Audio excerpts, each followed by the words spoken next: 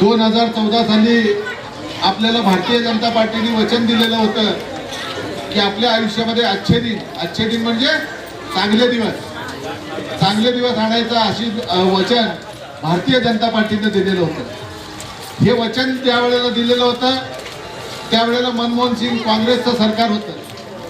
2014 साली ज्वारीचा भाव काय होता, 2024 साली ज्वारीचा भाव काय, 2014 साली तांदळाचा भाव काय होता, 2024 साली तांदळाचा भाव काय, 2014 साली साखर, तेल, चहापत्ती, दूध, गॅस सिलेंडर यांचा भाव काय होता आणि आज काय भाव आहे, आणि 2000 साली आपला पगार किती होता, आपला रोजगार किती होता आणि आता 2024 साली आपला पगार किती वाढला, याचा जर विचार केला तर आजचे दिन काँग्रेसच्या काळातले का भारतीय जनता पार्टीच्या काळातलं इथं असलेल्या सगळ्या भगिनींनी विचार करायला पाहिजे। इथं माता भगिनी तुम्ही घर चालवता, तुम्ही घर चालवत असताना आपल्याला मिळणारा पगार आणि आपल्या मुलांच्या तोंडामध्ये 4 घास पडावे याच्यासाठी तुम्ही केलेला संघर्ष याचं कुठंच मेळ बसत नाही।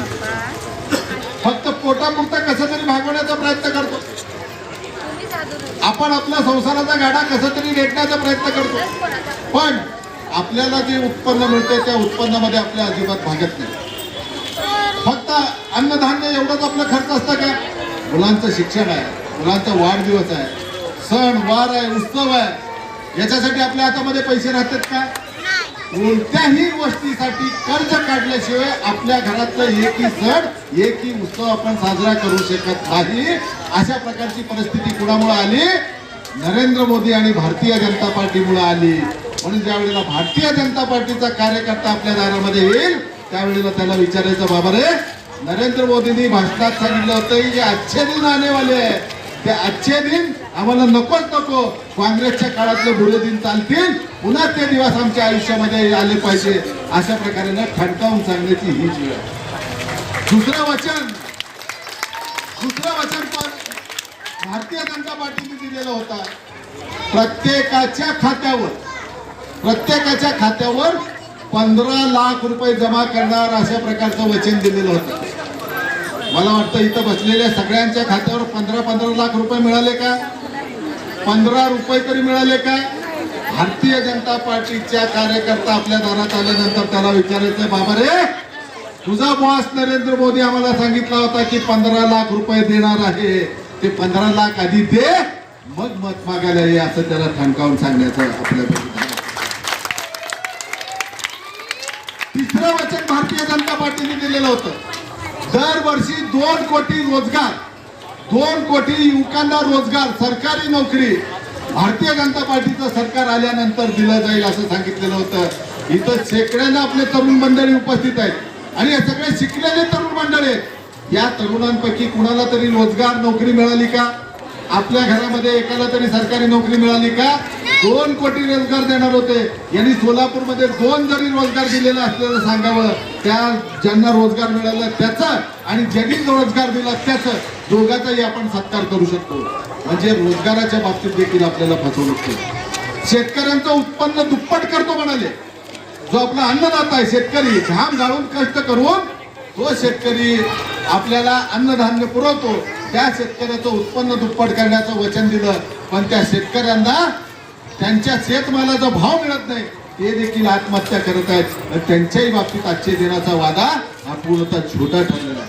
केवळ जुमलेबाजी करणं हे मोदी सरकारचं आणि भारतीय जनता पार्टीचं काम राहील। या ठिकाणी आपल्या भागामध्ये विडी कामगार महिला आहेत मोठ्या प्रमाणामध्ये। विडी कामगार महिला ज्यांचं विडी वळून विड्या तयार करून ज्यांचा संसार चालतो, अशांना रोजगार म्हणजे सरकारने कायदा केला, किमान वेतनाचा कायदा म्हणतात, कमीत कमी एवढा रोजगार तुम्हाला मिळाला पाहिजे, एवढ्या बिड्या केल्यानंतर एवढे पैसे मिळायला पाहिजे, असं कामगार कायद्यामध्ये उल्लेख आहे। तशा प्रकारचा कायदा केला। पण भारतीय जनता पार्टीचं सरकार होताना कामगार मंत्री या मतदारसंघाचे आमदार विजय देशमुख होते, त्यांनी मनामध्ये आणलं असतं तर तुमचा पगार वाढला असता।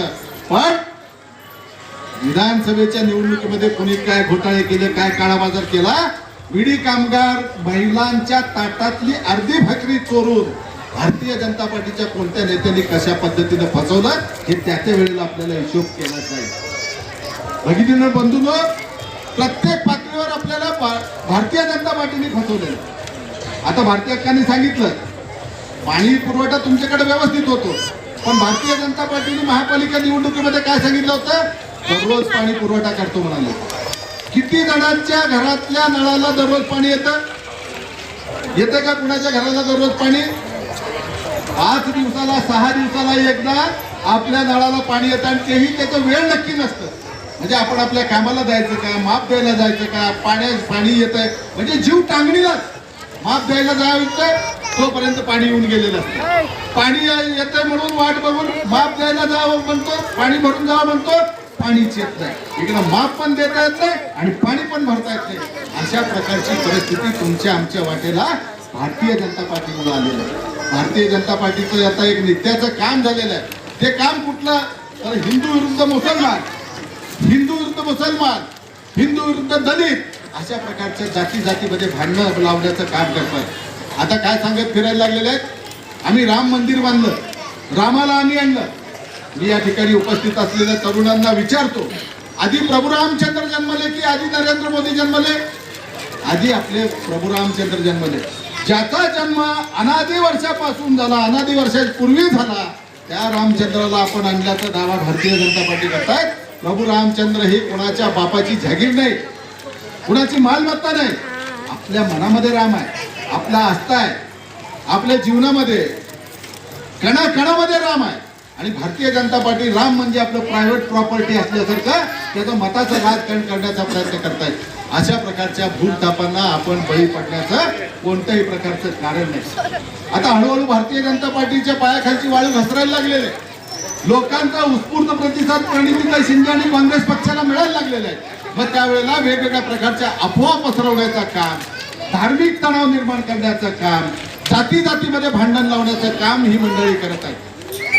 अनेक प्रकारे महिलांना त्यांनी फसवलेलं. भारतीय हक्कांनी सांगितलं मणिपूर नावाचं राज्य आहे आपल्या देशामध्ये. मणिपूर